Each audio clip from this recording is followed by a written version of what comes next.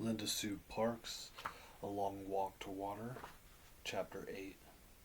Southern Sudan, 2008. It was like music, the sound of Akir's laugh. Naya's father had decided to take Akir needed a doctor, so Naya and her mother had taken Akir to this special place, a big white tent full of people who were sick or hurt, with doctors, nurses to help them. After just 2 doses of medicine, Akir was nearly her old self again, still thin and weak but able to laugh. Naya sat on the floor next to her coat, next to her cot, and played a clapping game with her. The nurse was a white woman and was taking Naya's mother. Her sickness came from the water. The nurse explained she should drink only good clean water. If the water's dirty, you should boil it for a count of 200 before she drinks it. Naya's mother nodded and she understood, but Naya could see the worry in her eyes. The water from the holes in the lake bed collected only in tiny amounts. If her mother tried to boil such a small amount, the pot would be dry long before they could count to 200.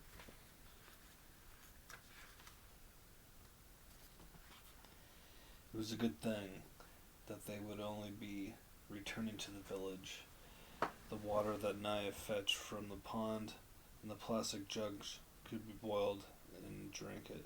But about the next year at camp, the next year after that, and even at the home, and whenever Naya had a long walk in the pond, she drinks as soon as she got there. She would never be able to stop Akir from doing the same. Southern Sudan, 1985.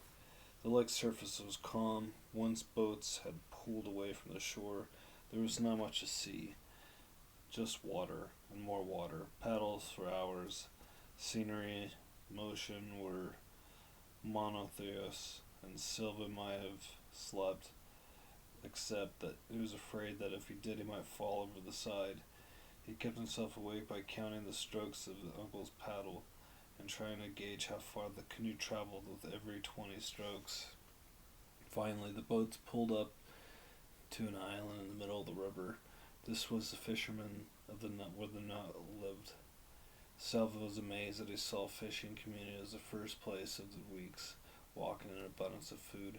Villagers ate lots of fish, of course, hippo, crocodile meat as well, but even more impressive the number of crops that they grew.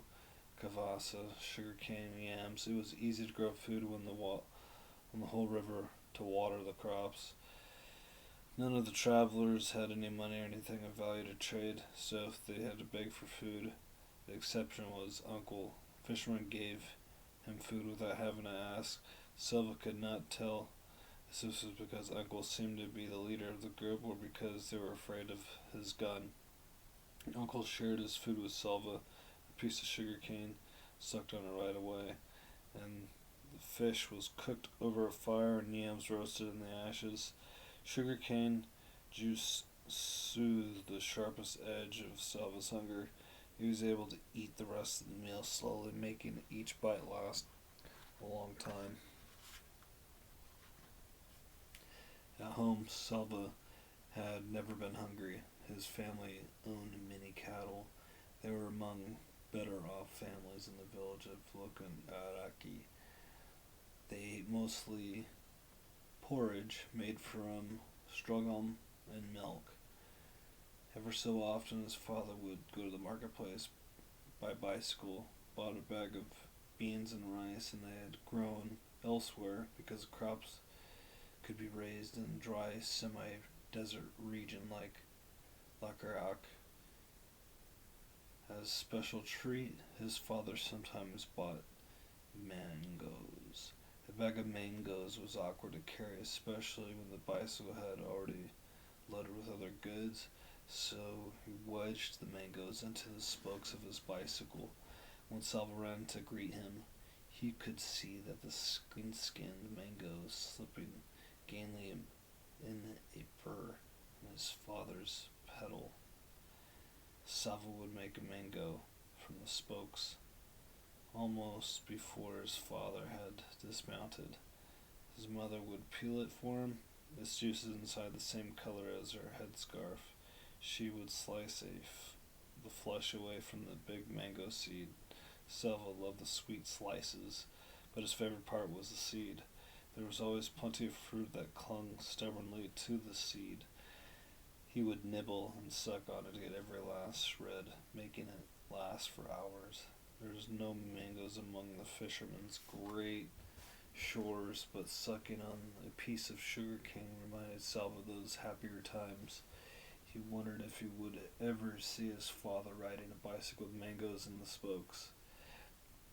As the sun touched down the horizon, fishermen abruptly went into their tents, and there weren't really tents, just white mosquito nettings hung and draped to make a space so they could lie down inside.